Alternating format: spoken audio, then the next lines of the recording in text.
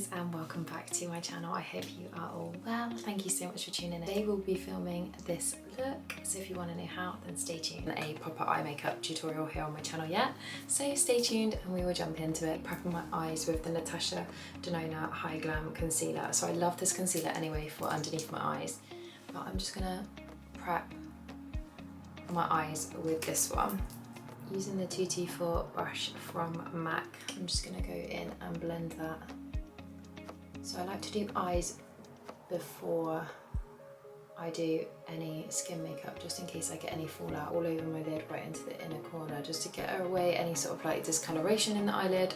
And then I will go in and set this down with a little bit of powder. You can use any concealer for this. I just really like something that's quite full coverage. Some of the Fit Me powder, shade 105. So just taking a little bit of that onto my brush as well, and then dusting that all over just to kind of set everything in place right up to the brow. I have got a tiny little bit of brow product on today. They're just so fair that I wanted to see them like a little bit, so I know kind of how heavy to go with my eyeshadow look today. It gives me like a little bit of like an understanding of like, right, have I done enough or not done enough? I can kind of balance my makeup. Okay, so they're all prepped ready for eyeshadow. I'm just going to bring you a little bit close. I'm going to go in with the Givenchy. This is the 9D Givenchy. Colours look like this. Are absolutely stunning. First brush from MAC. Mine has literally seen better days. It started to like peel where I've had it so long. This peachy shade here. So I'm going to start with that one just to go through the crease, because I want to see like how this palette performs. And it's not one I really like go to for eyeshadow, and I've only used it, I think I've used it in like one tutorial before, and that is literally it. And I got really kindly gifted it quite a while back, and I just really wanted to experiment to see the different colours and do something a little bit different. So that has given me like the luscious like pink hue. It actually comes out loads more pinky than it looks in the pan. It looks quite peachy in the pan. And as you can see, I'm literally flicking product everywhere, so it's a good job I'm doing eyes first. So I'm getting like loads of product fallout here, which I don't mind, because you know the product is going to be nice and pigmented if you're getting lots of fallout, but it can be kind of messy, so I tend to always do eyes first, do skin first. I'm way too messy for that. Maybe you're having like a super simple eye, then I might, but majority of the time I would do eyes first with this more like brownie. It's like a matte brownie one over here. I'm going to go in with a slightly flatter brush like this one, and I'm just going to start by tapping this on the outer edge, start building up that colour. But the payoff of this one isn't as much, so it's actually a little bit more wishy-washy, this colour. When I'm putting it on, I thought it would be like quite a strong brownie colour, but it's actually not. This one is quite matte as well, so I'm just going to build up a little bit of like shape sort of in the outer edge and through my socket to blend into that kind of like pinky colour. So like tapping it in and then kind of pulling it into my crease a little bit. It's a really pretty colour. It's just kind of like a very taupey kind of colour. No shimmer in this one. It's good for like building a bit of definition through like the socket, and then taking my 224 and dusting through to make sure that's like seamlessly blended. Maybe taking a little bit more and just buffing it into the pinky shade. I've got that pinky one, making sure that kind of like halos the taupey colour. I like where this is going, it's nice. It's been a while since I've experimented with a few different colours, so it's actually really nice to have like a nice play. Ones, they remind me kind of like Christmas time, but I feel like as we're experimenting, we should go for it. Press it on with my fingers. So I'm going to go for the lightest one of the two, the one in the centre. And it literally looks like this. It kind of looks a bit like snow. Super soft though, they're so soft to touch. And then I'm going to tap that into the centre. Oh, that is so pretty. That is kind of like an eyeshadow topper. You know, like it's quite popular at the moment for like a loose like spongy glitter eyeshadow topper. It actually just feels a bit like that. So that's actually really pretty. And I like how that's applying with my finger actually. Ooh, I really like that. 268 from MAC in Prime Fix Plus, and giving that a little script. Palettes, I'm going to go in with this one here. I'm going to do a kind of like liner light build it up a little bit.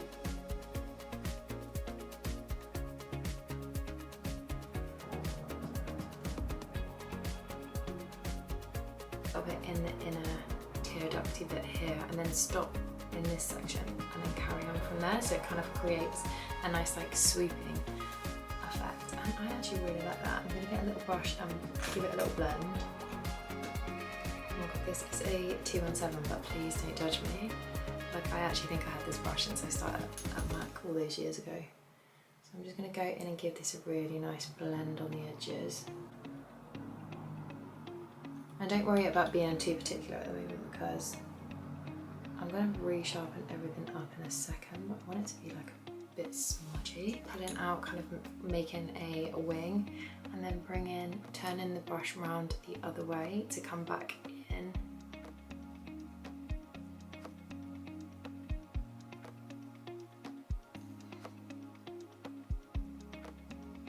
Oh yeah, that's working loads better. How I wanted it to. Now I've dampened the brush a little bit more.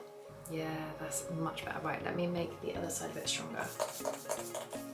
And then give this side a little bit more of a blend. And that's actually quite nice that it's like really blended behind. So I'm going to blend this side out with a little bit more dry shadow as well. But wetting it that little bit more just gave it that oomph that I needed.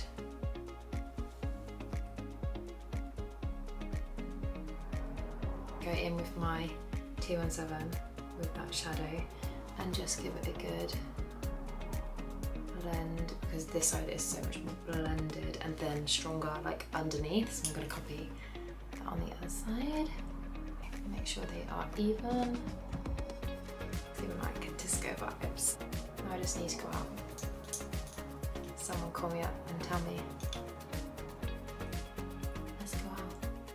Okay, so let's do these from Tight Lashes. These are half Lash Era. Oh my god, these look sick. Cat's eye shape I got going on. I feel like this is just gonna be so nice. Peel these off. I love Tight Lashes. I don't know if you know, but I'm literally obsessed. I love how they go on. I love how they look. I love that you can wear them loads of times. I use them on all my brides, all the people I do glam on. Many different styles that you'd never run out of choice. Like, they have individual ones, they have like fluffy ones, they have, yeah, really natural looking ones.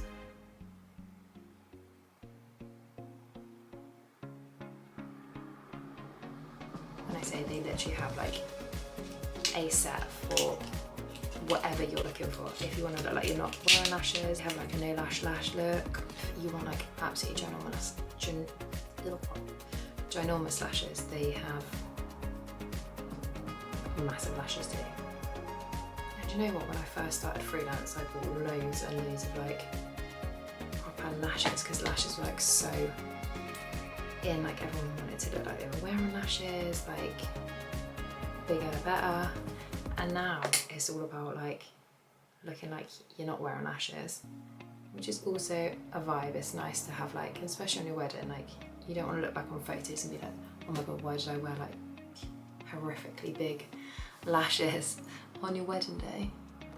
Because on your wedding you want everything to look timeless, really. You don't want to look back and think, oh, do you know what, I did like that trend, but now it's like not trendy to do that. It's good to just be you. Doing it today. We're doing a glam today. A wet wipe. I'm just literally cleaning it up underneath. I just want to really sharpen that.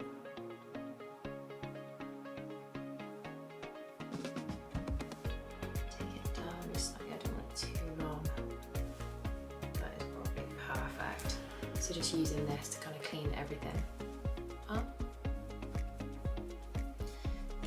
Sparkle away. Overall blendability, to be quite honest, they blend really, really nicely. Like, I didn't have to work hard to blend them in nicely, so that for me is an absolute win.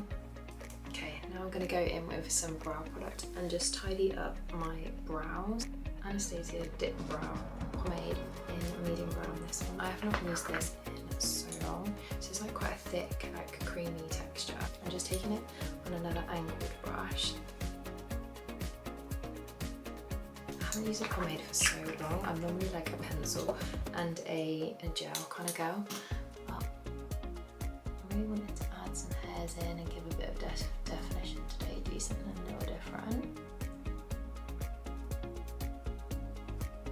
So my brows already have like a little bit of gel in them. Taking some of the creamy pomade, tapping it into my hand, making sure that the bristles are nicely like stuck down on each side so you don't have any crazy ones. And then I'm gonna kind of work this through the hairs, drawing like little tiny brush strokes all the way down to the end. Using the brush literally on its flat side, so I'm kind of drawing a line underneath my brow into the shape, lifting the hairs.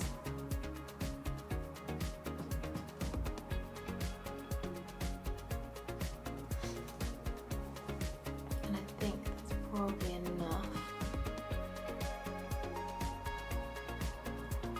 I did already have like a little bit of gel in, but that's fallen forward like enough to really like frame the eye. The same on the other side. So we'll just literally just brush up, drawing hairs. Oh my god, I forgot how much I really like this stuff. I haven't used it for so long. Maybe I should put this back in my makeup bag because I'm enjoying this. And it looks stronger than like my brow gel, but it's nice for a look like this to really frame what you've been doing eyeshadow wise. It helps to have a really sharp brush though. You can't be doing this with any type of brush. I think it really needs to be like a nice flat tapered brush.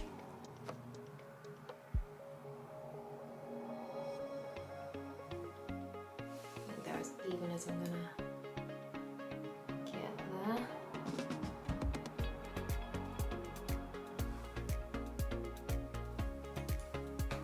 Nice. These eyes have a little bit of smoke underneath. Yes, a tiny bit underneath the lower lashes. A bit of flick that we've done. I'm just going to bring it back on itself and then use a little tiny, I used that one, the 217 I used earlier. Bring it back. Smudge it right into the inner corner. The reason I'm doing it now is because if I put concealer on, then I can bring it up to it and kind of go over a little bit so it's not too heavy.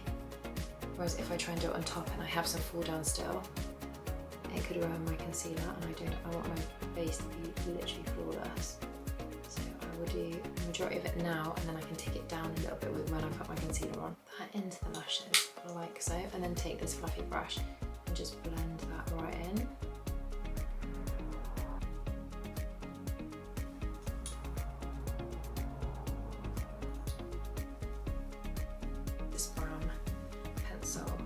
Warming the pencil up to start with will get it kind of like going, and then it'll go on a lot easier so it's not like scratchy on your eyes. And I try and go in between like all my lashes as well. You know, you get those like little tiny white bits where you can still see like between the shadow and the pencil. Try and go in and get all these little bits as well so it's like nice and perfect.